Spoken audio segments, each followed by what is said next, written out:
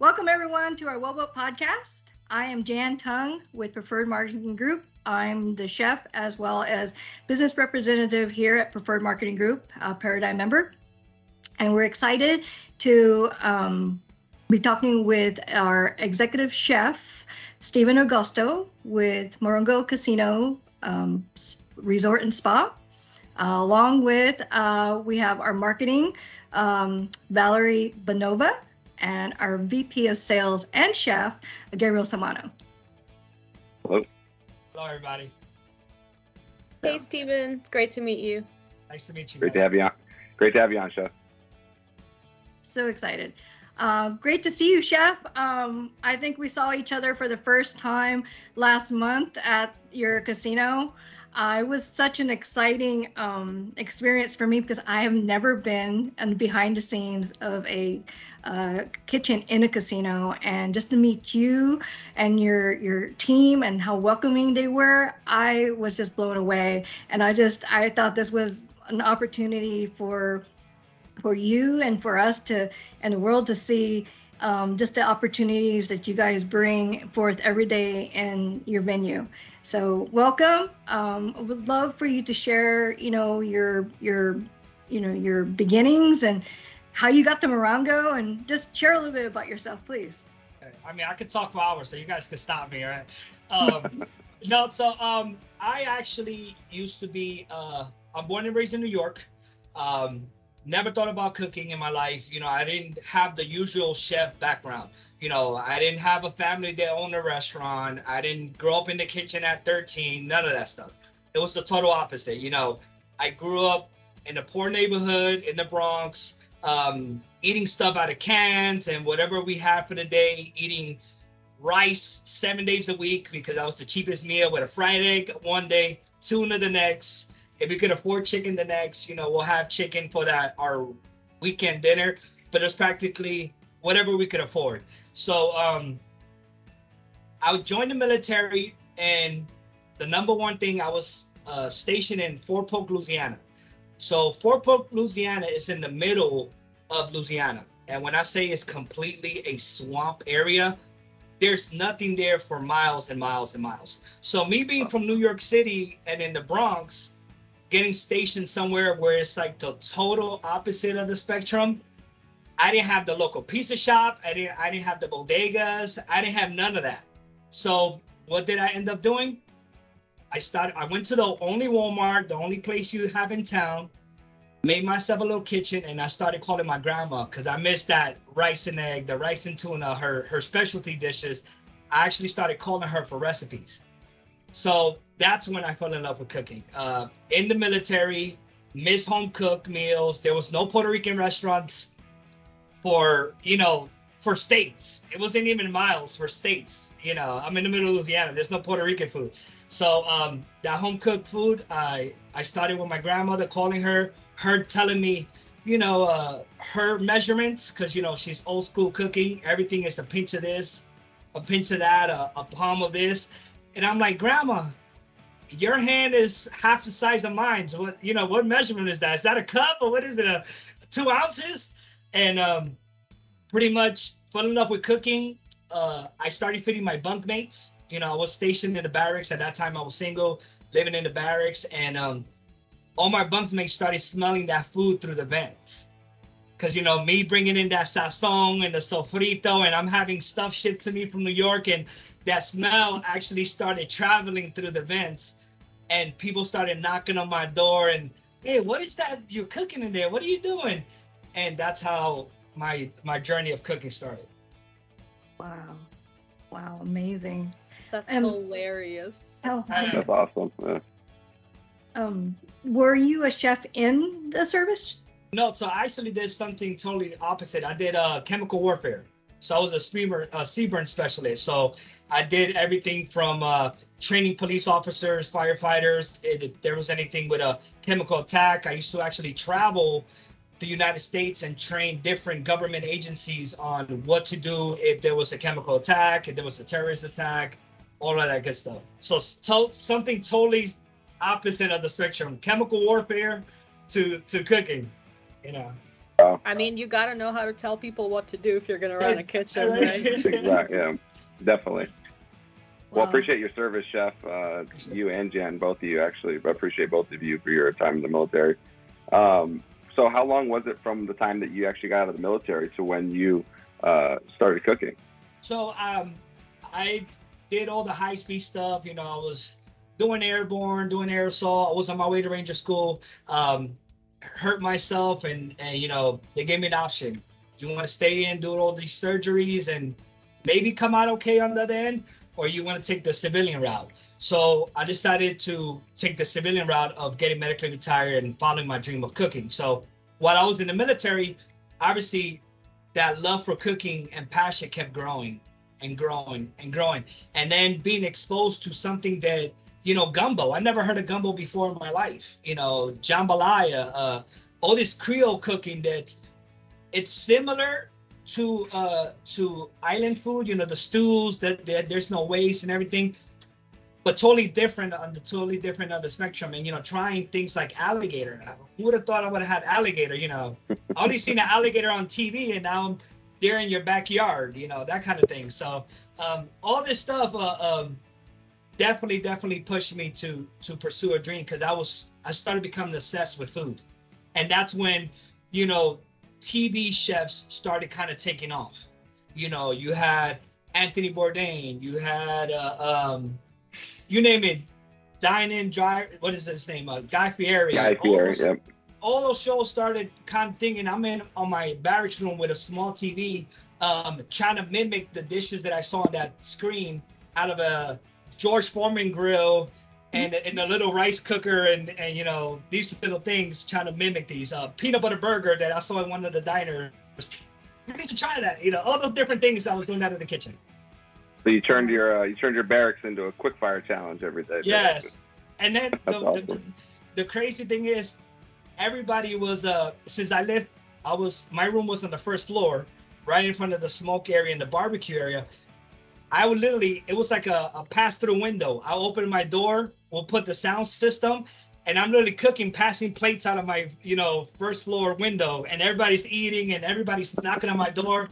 Hey, don't worry, we got the food and the beer, and we're just having a good time cooking and drinking, and it made me feel good, being able to cook stuff, or attempting, because at that time I really didn't know how to cut a vegetable, nothing, attempting to make these dishes for my bunkmates there. We're from different parts of the country. Hey, can you make this? Can you make this? And that challenge is what got me excited. I got a question for you, Steven. What was your first special? First special. In the bunks. It's got to be the bunk special. Oh, the bunk special? I used to do I sold it was a Juicy Lucy. So you know how you put the stuffed burger, but me, I will stuff it with like whatever we had in the fridge.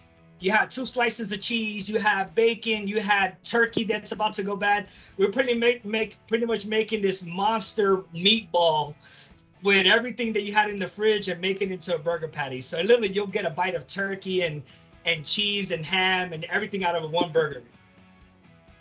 Wow. I can relate. I can relate. I hope your cooking is so much better now. No, trust me, it's totally different. You ever try to recreate some of those and do a special, taking it back? I've done back like I had this one memory of this peanut butter burger in New Orleans that I had, and it's that's one of the dishes that I try to always back around and have it, because to me peanut butter burger was like something like, what? That's 2 totally different things. But I always remember my walk. Every time I go to New Orleans, I will get drunk, and my mission will be to find this bar called Yo Mama's. So it's like Yo Mama. That's the name of the bar that sold this peanut butter burger. And it's just one of those fond memories I always have in New Orleans, that peanut butter burger. And it'll be 3 o'clock in the morning, because everything closes at 5 o'clock in the morning on Bourbon Street. That's my mission. By 3 o'clock in the morning, I need to be sitting at Your Mama's having this peanut butter burger. Yum. Yeah. Is it any good? It is. I mean, it could be the alcohol. I mean, I don't drink anymore, but it could be the alcohol. But every time I had it, a unique flavor. They had like a peanut butter spread with grilled onions on top, and the bacon, and it just, when I say it went paired beautifully, it was definitely paired beautifully. If you're ever think I in need to try that. Florida, actually, Jan and Steven, if you guys are ever in Florida in Orlando, there's this place called Cowfish, and they do this peanut butter burger with caramelized onions and fried plantains on it. It is to die for. It is amazing. Blew my That mind. sounds I totally amazing. understand. Like Wow. I remember like taking a bite of that, and I can totally like imagine you taking your first bite of a peanut butter burger Yeah, and just. But it's like chicken satay. It's like the peanut butter sauce. You know, you wouldn't be thinking it goes with Asian food, but peanut butter and it's peanuts. You know, it actually goes really, really well, and especially with the bacon, and then the caramelized onions. You get a little bit of that sweetness because I think they use red onions. It's just like explosion. You know, bomb That would explosion. be That's awesome. a first for me. I think I need to try that. Is that on the menu at Morongo? You know what? If you come down, I'll make it specifically for you. Oh, super Trust me. cool. I'm tagging along for that one. Yeah, we'll sit down and go on that journey together for sure. That's awesome. Hmm. So from then, where was the transition to the kitchen, or did you go to culinary school? So from the military, I obviously met my wife. She's from California. You know, we're doing the flying back and forth thing, and I don't know anybody in California. I don't know anything about California. I'm a East Coast guy coming to the West Coast, and I made that jump to start my new life out of the military out here in the West Coast. So first thing I did, went to culinary school. I went to the Arts Institute, which now it doesn't exist in the area that I went to, and went to school for about a year, but I was working and going to school. And the first thing I noticed was, you don't learn anything in school, everything is hands-on.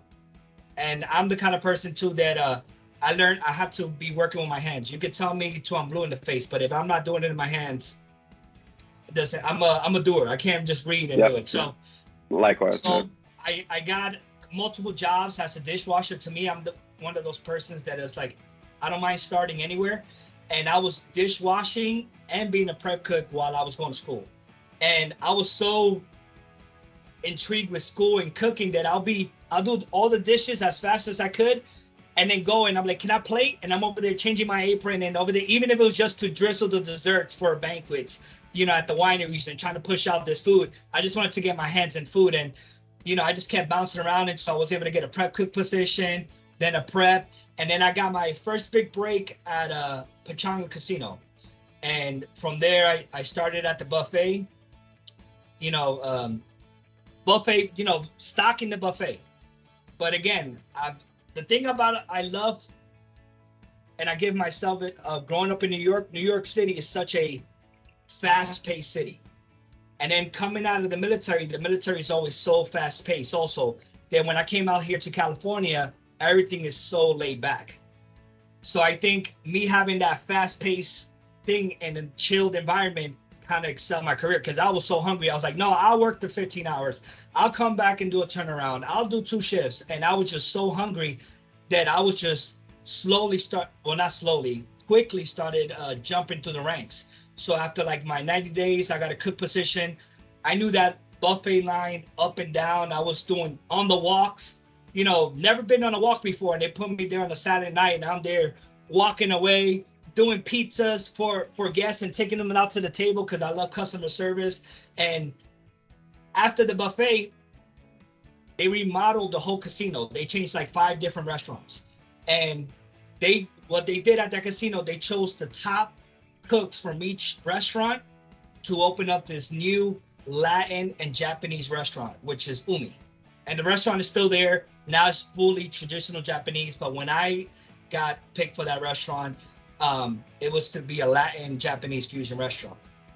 So we did everything from parihuela and, Peruvian corn and all these Peruvian dishes and Latin dishes, but with a Japanese twist. So we'll do like miso sauce mixed with this, ají amarillo, which is used really big in Peruvian dishes, into a sushi roll, like all this crazy mix of the flavors thing. And Umi, everybody who went to that restaurant are now executive chefs everywhere. Vegas, New York, you name it. Everybody kind of spread out, and everybody's out of that restaurant. Everybody kind of like blew up because we have so much freedom to do so much.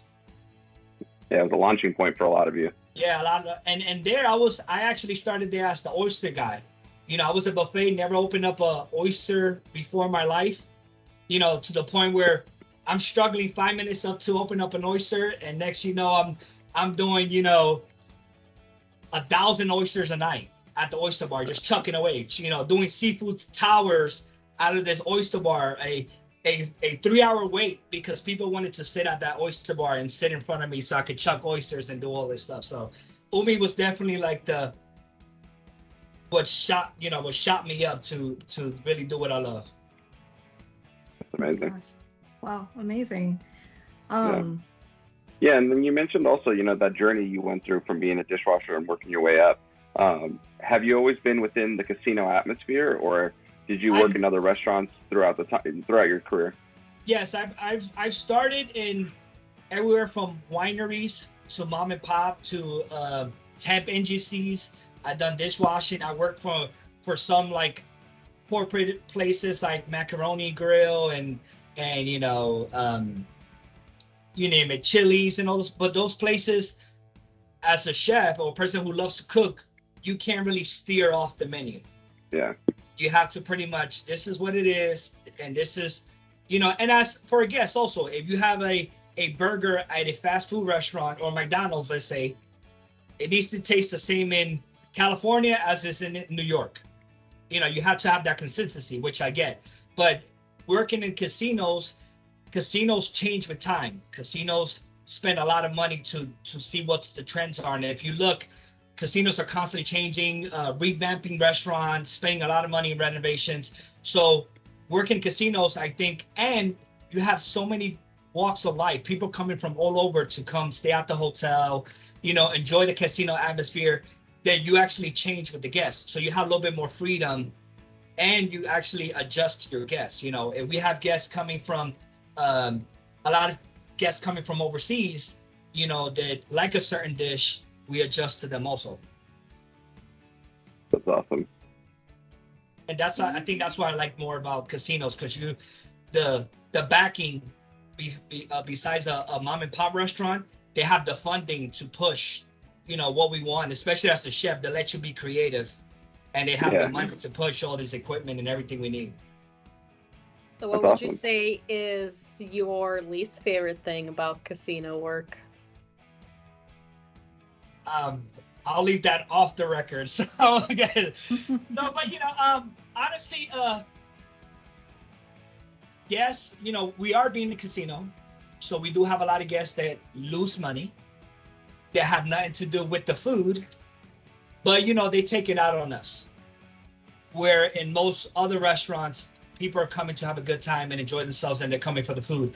At a casino, most casinos use their restaurants as amenities to keep guests gambling and actually feed them. There's people that spend a week here. There's guests that spend 24 hours. They enjoy themselves. So sometimes the only downfall is that we become the punching bag sometimes.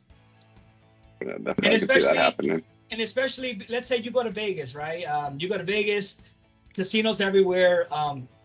It brings in a lot of people, and people know that if they complain or they could get away with a lot more, because they try to keep the guests happy. And it's just like, oh, I'll comp your room. Oh, you don't like the food? Don't worry, we'll comp it, just because they want to keep the players gambling. But that's the only thing that's kind of like a downside, because you put your heart and soul into the food. So when there's something not right, you want to make sure it's right. And when it's not a legitimate a complaint that doesn't make sense, it kind of like it bugs you a little bit. Yeah. And then I know you, with your guys' facility, you guys just went through a huge renovation, beautiful kitchens, and a lot of new concepts. How involved were you directly with all those new concepts, and how do you continue to push yourself to bring new items? So before they offered me the marketplace, I know you guys came and took a little tour of the marketplace and the oyster bar. We love the kettles. They work great at the oyster bar. We use them every day. We do kettle cooking at the oyster bar. But I was actually the chef of the steakhouse. So I was the fine dining chef, And when I hopped on board here, there was really no marketing. There was really nobody pushing the limit on food. When you look at other casinos and other steakhouses, even the top of the, creme of the creme of these steakhouses, most of their menus stay the same. And you may see one item change here, one item here, maybe not really seasonal, but every 6 months they become out with an item. When I got on board, I started changing the menu every 3 months. So we started that wave of changing the steakhouse menu, and I went completely seasonal: spring, winter, fall, and summer. So I had an ongoing menu. I'll have a menu for 3 months, but already a month and a half into it, I'm already getting items. What's seasonal? What's coming into season? Is it these peaches? I'm talking to farmer markets. What do you have? What kind of potatoes you have? What kind of peas you have? And I'm bringing this stuff in already a month and a half into the new menu just to be prepared for the 3-month change. So when they approached me about this marketplace concept, the COVID hit, right? And buffets went completely obsolete. When COVID hit, everything, because there were so many people scared. Buffets, you're used to just stacking your food on the plate and, all these people grabbing utensils and everything else. So when COVID first started, we didn't know how bad it was. There were so many people scared. You were scared to cough because you didn't want people to look at you in a certain way. Yeah. So, but us having so many people in the casino, they wanted to come up with somewhere where they'd be able to feed our majority of our clientele. And the number one thing people kept asking for was a buffet. So they approached me to, hey, we want to do a buffet, but it's not a buffet. We don't like using that word. It's an all-you-can-eat culinary experience. So we came at it differently, and this was a perfect opportunity to bring in all-you-can-eat at a higher level and outside of Vegas. Because, you do have those buffet in Vegas and everything, but we wanted to bring it at a more marketplace theme. And if you see, marketplaces are popping up everywhere. You see, you go to LA, you go to San Diego, you go up to Seattle, you go to Chicago, you go to New York. All these little marketplaces have been there, but now they're starting to become a trend. Yeah. And usually when you go to a marketplace, I know when I go with my family, my daughter wants pizza and I want to try the ramen, and my wife wants to try the Spanish food over there. So everybody's kind of splitting everywhere, and you have to be pulling out a car. Okay, well, let me pay for this, let me pay for this, let me pay for this. With our concept, we gave it a marketplace experience where you could come up to every station and order food fresh, but for one price. That's awesome. Which it takes it to a whole new level. So now there's no more fighting. Hey, I want this, and you're paying for each individual item. Now you want to eat ramen, 3 or 4 bowls of ramen, you can have ramen. Then you can go have a pizza. Then you can have prime rib. Then you can have tacos made order for you. So it's where we took this all-you-can-eat concept and just took it up to another level. That sounds like the best place for our next company event. I'm just going to throw that out there. I think so too. I'm right there with you, Valerie. And then, Chef, with the marketplace, there's been a lot of publicity. You guys got a celebrity chef in there with you. How naturally has it been for you to be in front of the camera and working with celebrity chef and the ideas working together and coming up with these food concepts? Well, at first, Fabio Viviani, he's been on TV. Mm-hmm. He does it every day. I'm not scared of anything, but it's a little intimidating standing to a chef who's been on Top Chef and everything. He's like, oh wow, he's done it. He owns multiple restaurants. Mm-hmm. He's about to open another 20 more. He's done things, and he was actually such a fan favorite. And I'm like, like anything else, when you meet a celebrity, you think like, oh, these guys are just stuck up or ass. But with him, the way he is on TV, that's the way he is in person. He is lovable. He hugs you. You feel like you've known the guy for years when you first meet him. So it made the partnership so easy working with him. And working with other chefs who come in and have multiple restaurants, a lot of the times they're like, no, this is my menu. You can't change anything. I'm giving you the recipes. You do what I tell you. Not here. Here was just like, let's have fun and let's do it together. And that's, I think, what I love the partnership with Fabio Viana, because we've been able to give us full freedom of menu, and we change our menu every week. So our menu actually changes every single week. So if you come back 4 weeks in a row, there's literally the menus change 4 times in a month.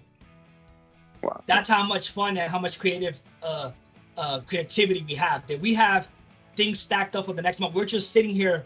How can we mix this? How can we do this? How can we do this? And it's so fun. It's fun coming to work because you get to be creative and have fun. Yeah. That's awesome. That's what I loved when I met you, Chef. I loved your vibe, and it was just, you've made this so personable, and just anybody that meets you, I love that connection, and I'm so excited that we've met and doing this podcast with you today. Thank you for sharing everything that you've come up today. It's amazing what you've shared, and the food is amazing. We had lunch there when we visited last month, and I enjoyed it. I'm looking forward to going back. I'm so jealous.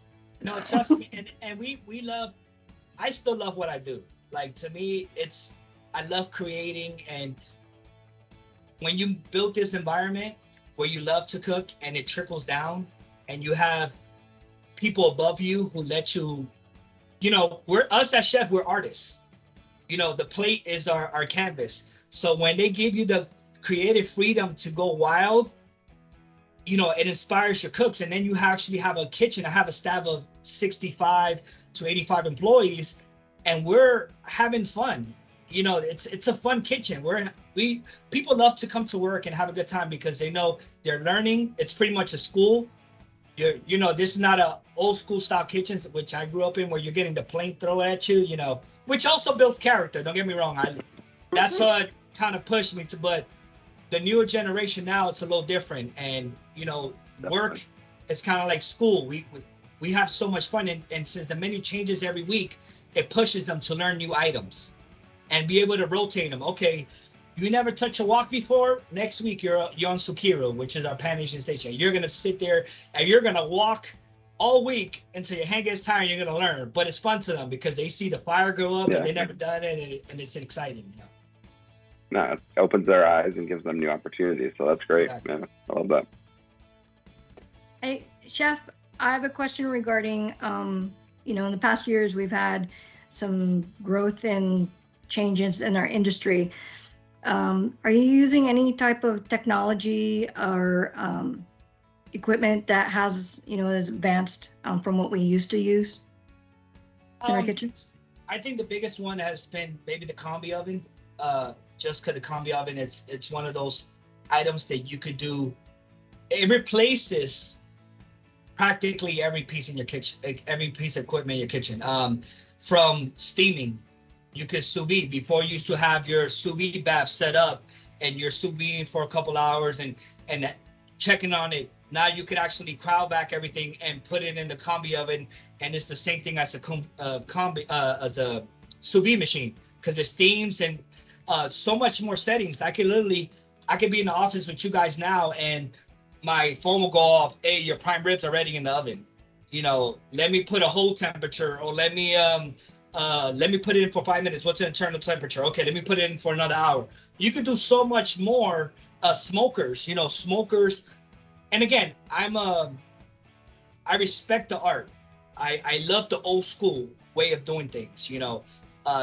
Even when I cook at home, I don't really like gas grills because I love toking the fire and watching the ashes come down and be able to control. But that's just me because I admire what I do and I love to mess with it.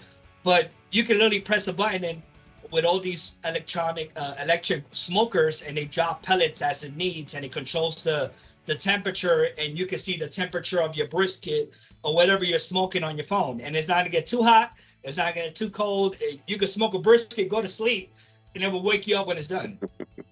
When smoking was something that you could you had to wake up at 2 o'clock in the morning and start the fire and do something. It's an all-day process. Yeah. It's all an art for sure. And if you mess it up one bit, that's it. You spend 15 hours smoking a brisket and you overcooked it by 10 minutes and now it's dry. You know, so it's total technology has really come a long way, especially in prime ribs, turkeys. You know, the last couple years, we've done so many turkeys. Our Thanksgiving to go, we did about 400 turkeys last year. Wow. And we were doing combi ovens. We can literally start it at 2 o'clock in the morning, and it will let you know, okay, these turkeys, and they have a temperature gauge to let you know, a holding setting that will hold your prime rib and your turkey so it won't overcook. And then until you get there, and then you take it out and you press the next batch. So it's not like, oh shit, I forgot, I gotta go upstairs and my turkeys are 30 minutes over and you have burnt turkey. No more of that anymore. Yep. Oh, wow. Yeah. Chef, Definitely changed the way. Yeah. Chef, I see on your social media, especially I think it was yesterday, you were posting honey and like a gift package, and you said DM me if you want some. Yeah. Tell me a little bit about that. So a lot of guests come up to me and they love things that I do, right? And I'm the old school. It's hard for me, and maybe some chefs have this problem too. When I cook, and you saw yesterday, I cook at home even on my days off. A lot of chefs don't cook on their days off. I love cooking. It's my therapy. Gym and cooking are my therapy. So what I do, I love experimenting. I do chimichurri, I do these sauces, and when I have guests come over or I do something on the menu, and especially when I was at the steakhouse, I literally had people come in, throw away the menu, and be like, I want a chef's table. Make me whatever you want.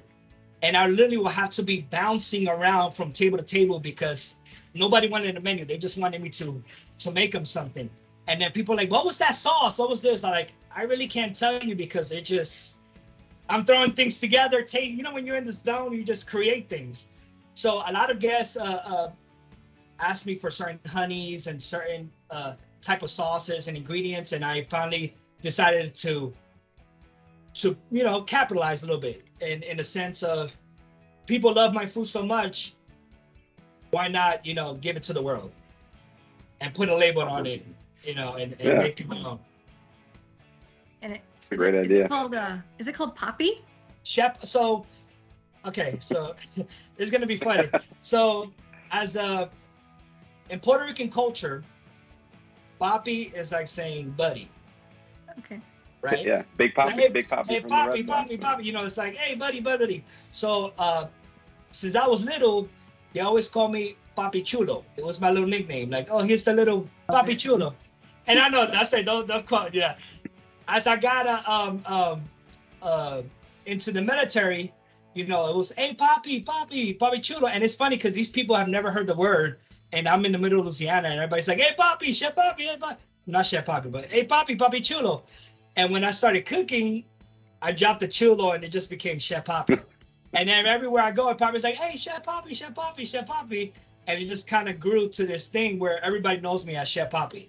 So obviously, I embrace it. I put it on my aprons, I put it on jackets, and people are like, hey, I want a Chef Papi shirt. I want a Chef Papi apron, just to feel like so all this stuff. And I finally decided to make it a brand. So, obviously I bought the name and I make it a business. And, you've seen the logo. It's a guy working out with a chef coat because that's my two passions, Working Now we're gonna out. have to redo the introduction now. I love it. So, Chef, Welcome, Chef Poppy. Chef Right.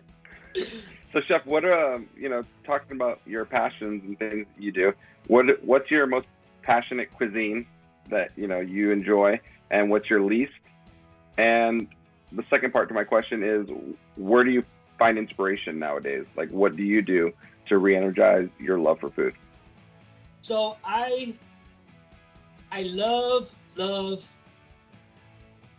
fine dining.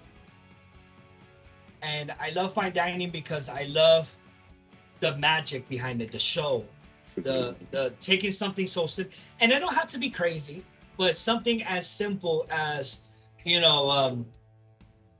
a dot on the plate, but all the technique that goes into it, and you can literally have a plate of dots, and you can literally taste a plate or lick a plate, and it's gonna give you memories of as you're eating a whole plate, because I can make a chicken sauce, I can make this, and it's like you're eating a pasta, but it's little dots of things, you know, just the way the brain works and how beautiful you can make food, you know. So fine dining to me, and working with farm to table, some of the best ingredients. And I've got in my hands, you know, I worked everything from caviar, sea urchin, wagyu, I've done it all. And to me, the love that goes into these items and how delicate it is, it's just like, I love it. You know, it's definitely one of my favorite type of food to make. And fusion. Like I told you, I've done sushi, I've done Latin, I've done barbecue, I've done mass production, I've done bar and grill type of food, burgers. I've literally done almost every type of cuisine. I've done Asian. So when you mix all of this, I love fusing flavors that people wouldn't think go. Like I did on last week's menu, I had a birria pho. So I took birria, which is a Mexican meat, and I did a pho out of it, which is Vietnamese. So I love mixing things like that. So that stuff like that is just what, you know, I do Korean fried chicken out of the pork and waffle station, you know, mixing all these different cultures, and then seeing the guest's face when they try it. Because a lot of people are like, what? That's not traditional. I'm like, well, just try it. You know, I still pay respect to the dish. Try it. And when they've blown, they're like, wow, I've never would have thought these flavors combined. And then where do you get those? Inspiration? Yeah, the inspiration for it all. I'm one of those chefs that I don't hate on other chefs. If I see you doing something better than me, I'm always a student before a chef. So I meet so many chefs from all over, and even I learn from my cooks, from the dishwasher. You know, everybody has something to offer. So to me, I don't ever see as I'm an executive chef, I know everything. No, I go and people are like, oh, in my culture, we do it this way. Or, you know, actually, I'm part of this part of Mexico where we make a sauce using these ingredients, and we do it this way. And I'm like, wow, I've never thought of that. You know, I've never done that type of sauce before. And then I get just motivated, and then my brain just starts going, and I fuse it to what I like. You know, I combine flavors. So that's, I love, and I go out to all these different restaurants, San Diego, LA, Vegas, and I just love to see what's out there. Like, I'm like always like a little kid at, oh, what's that? Oh, they have this on the menu? I need to try this. You know, I get inspired and I actually go out and I'm inspired. And like I said, there's no hate in my heart. I love learning from everybody. I have a bit of a question, and it's a two-parter. One is, do you cook for your children? And two, are you looking to adopt an adult lady into your household? You're always welcome to come to our house. Trust it. And my daughter's actually autistic. So autistic kids are usually really, really picky with food because it can be textured. I mean, any kid is picky. But, you know, mostly autistic because of the texture, the color. Like my nephew, I have a couple of nephews who are also autistic, and he has to eat everything yellow. So it has to be like yellow rice, pizza, cheese pizza, because it's kind of yellowish, fried rice, yellow. Everything has to be a certain color or a tone. Yeah. And he don't steer out of anything out of that.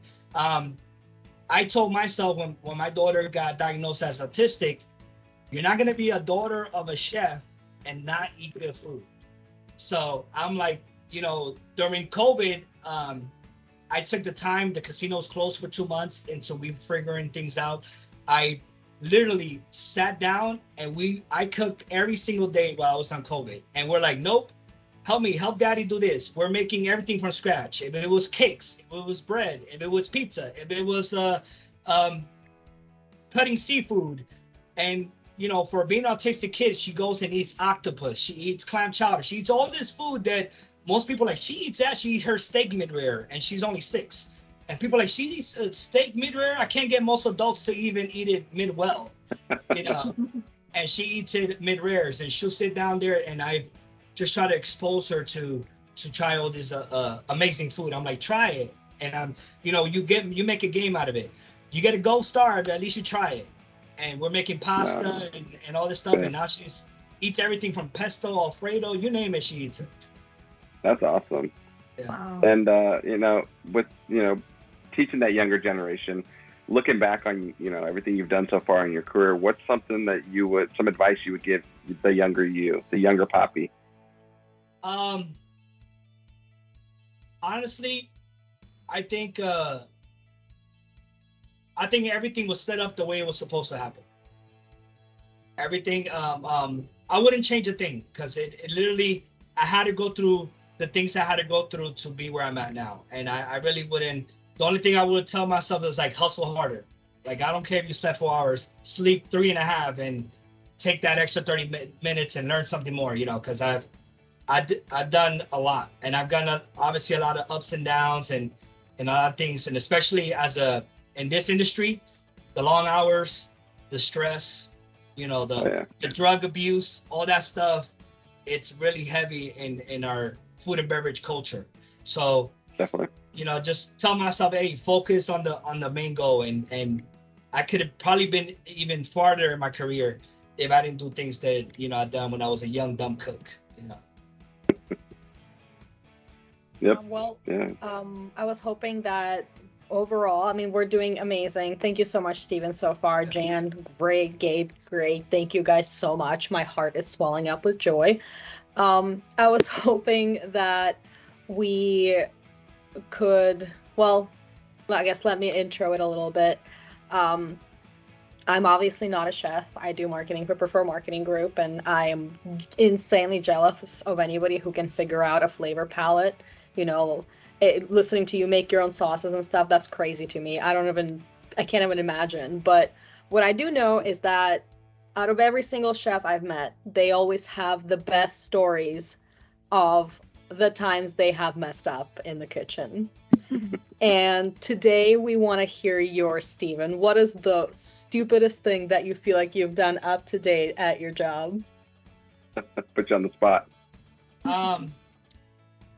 Maybe the first thing that pops into my mind, which I think was, as a young cook, working in these restaurants, you have to put all your stuff away at the end of the night. And me rushing to go get a beer and hang out and party, I left over $2,000 worth of expensive fish and meat out, and I didn't roll it into the walk-in. So that just lets you know the next day when I came in and all my prep is not there and hungover from the night before, and now we're down $2,000, because I was trying to rush out there to go grab a beer and go party. I think that's probably like the one that just like, give myself a little. And I've learned my lesson from that one. Really don't leave any product and double check everything. And I'm like, a chef always, my chef told me this: when you get the chef eye, it's just gonna come to you one day. And now I walk through the line and you peep, and as a cook, I didn't understand it. They see everything, and you could just look at a station and you could tell what's wrong, what's not working, that's not supposed to be there, that's not closed all the way. You see the smallest attention. It's like kind of like OCD. Things are just jumping out at you. This doesn't look right. Everything screams at you. They're like, how did you notice that? But once you get it, and it's those little small things. So now I'm one of those big advocates where, checking out, everything is pulled out at the night. Everything's checked out. Every person has to check out before we leave for the night. And then I have my chefs go in front of me, and they're doing the initial check, and I'm behind them doing the last initial check. So it's something that since that day that I thought I was gonna lose my job because of a big, loss of meat and everything else, I hold that dear. Like, no, we're making sure everything is right. Temperatures, fridges are working, everything. Yeah, systems and processes are big in kitchens. Yes. Especially we have such a big production kitchen. You guys saw on the back, we have that big main kitchen with the kettles and the tilted skillet, and then we have the grill on the other side. Then we have the garland ovens. We have the stove, the French stove top, and then we have practically small kitchens throughout the whole marketplace. Then we have, produce walk-ins. Then we have a bakery. We have a garde manger whole area So all these little places are their own little kitchens, but at the end of the night, we have to check all these kitchens. So you have to do a thorough, hey, the slicer is not clean. You know, inspection comes in and our slicer is dirty. You know, that's the point. So all these little things, nobody left anything defrosting, you know, out under their sink or anything. You know, any little detail, you know, a box of lettuce, somebody didn't wheel in the speed rack into the fridge. All those little things you have to be aware of. Yeah, I can imagine how long a health inspection takes at a casino. I mean, I remember kitchens, 2 days. restaurants. Yeah, 2 days. 2 days. Wow. Wow. Wow. Wow. I'd never thought it would be takes that 2 long. days. I thought It takes completely 2 days for that inspection, because they since it falls under Indian reservation land, you know, it's a really thorough inspection. And we have actually our own inspectors that the casino have that they walk through every day. So they literally come in and check in every single day. So it keeps us even more on our toes, because we could be in the middle of service and they walk up and we have to make sure, hey, why is this box of lettuce sitting out? Why is this sitting out? We're like, oh, we literally just pulled it on the counter. Hold on, you know, that kind of thing. yeah. Wow.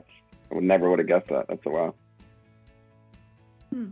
What's so talking about all your different cuisines and everything you've been through, what's your one your final meal? What's your death row meal that if you had one choice? I will have to, just because I love my culture so much, I will have a lechon, you know, a pit roasted pig with some mofongo. And if you know what mofongo is, the fried plantains that you mash it up, and then usually the way we eat in Puerto Rico, you can stuff it whatever you want. You know, they take the lechon, crispy it up, or chicharron or pork belly, they stuff it into the plantains, and you eat this with sauce or shrimp, or depending on you. But mofongo probably has to be my last meal. If I had to choose, what's for dessert?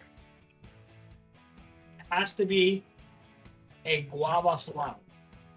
Oh. A guava Yum. flan? Guava is big in Puerto Rico. We do it's called pastel de guayaba, and it's guava, but it's kind of looks like phyllo dough. Yeah. And they stuff it with cream cheese and guava, and it's a pastry. And when I say you have the sweetness and the tardiness of the lime and the guava with the creaminess of the cream cheese, and then they do like a kind of like a baklava, like you know how they put the honey in the pistachios, but they have that nice honey on top of that really, really flaky pastry. Oh, so that, and the flan. I mean, the flan. You can't never go with flan de queso, which is a cream cheese flan, and they put the guava on top. That has to be like. And I just went to Puerto Rico last year, and I literally had every restaurant I stopped in, I got a flan de guava. Like literally, I ate maybe 4 a day. I had to.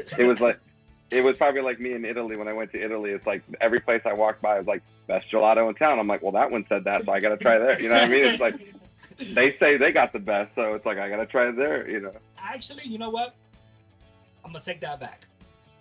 The mofongo, I love the mofongo, but it has to go with a chuleta cancan. You know what's a chuleta cancan? No. It's a big pork chop with the pork belly attached, and they deep fry it in lard. So it's literally the big pork chop. It looks like a tomahawk pork chop, and on the bone is the pork belly. So they fry the whole thing in its own fat, and then they fry it hard. And when I say it's like you're in heaven, you're probably gonna need a bypass surgery from all the. That's why it's your last meal. The meal is what kills you. Yeah, That with the mofongo and the guava flan, call it a day. If I go out after that meal, I wouldn't complain. That sounds amazing. Literally amazing, delicious. That's awesome. And how often do you go back home?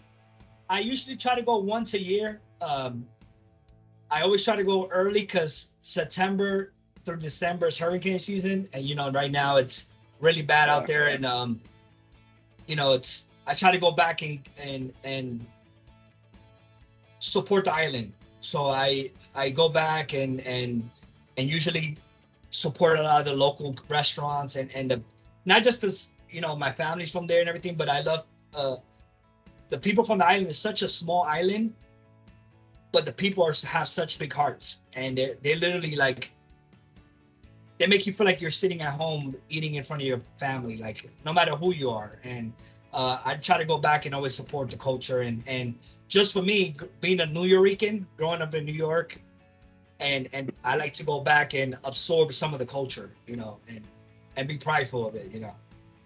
That's awesome. Great to hear. What are Chef? What are your future career goals and your endeavors from Morongo? My ultimate dream, the finish game, right? I want to have a restaurant on the beach, and I know everybody says this, but I want to just have a small restaurant where the menu changes on what I have available that day. So it's just a real, whatever the fisherman catches that day. So if the fisherman comes in early at 6 o'clock in the morning and he gives me crab or this, that's what's on the menu for the day. And once we sell out, we sell out. And that, I think, every time I go back to the island, I want to stay more and more and more. And the culture, the sun, my energy, everything is so positive. So and being able to cook with everything local, and actually lose weight when I go back, even with all that fried stuff, because everything is so natural, organic. It's not all the stuff with all these hormones and everything we have on the stateside. So when I go back, I'm thinking I came back like 20 pounds heavier with this fried pork chop, but everything is so natural that it tastes, I actually lose weight. What's new and exciting that's for the holidays that's going on at Morongo? What can we look forward to? So obviously we're since we change our menu every week, we're changing. Now we're heading into all the fall items. So all the squashes, the pumpkin, even for the pasta station, the Mercado station, we're gonna be doing those butternut squash raviolis. Let's say turkeys, porchetta. Like heading into. I'm bringing in lamb next week. So we're doing leg of lamb on the prime rib station. So we're gonna be slicing leg of lamb. You name it. Now we're heading into the holiday season where we get to have a little bit more fun and hearty, and make you feel like holiday dinner at your parents' house. So awesome. Looking forward to it. I'll be there soon. For sure. Well, Chef Steven, thank you for this opportunity and bringing your vibe to this podcast. Oh my gosh, I'm salivating as you talked about all the food that you were making, especially the Korean fried chicken. I'm coming over there. I'm bringing some friends. But thank you for absolutely a phenomenal time with you today. Thank you for making the time. We got a lot out of it. Thank you so much. Again, I appreciate you guys. You guys are always invited to my home, trust me. And even to the marketplace, whenever you guys back in town, let me know and give me a heads up, and you guys are welcome. My home is your home. And again, thank you for the time. Thank you for your service again, and looking forward to that peanut butter burger. I got it. I got you.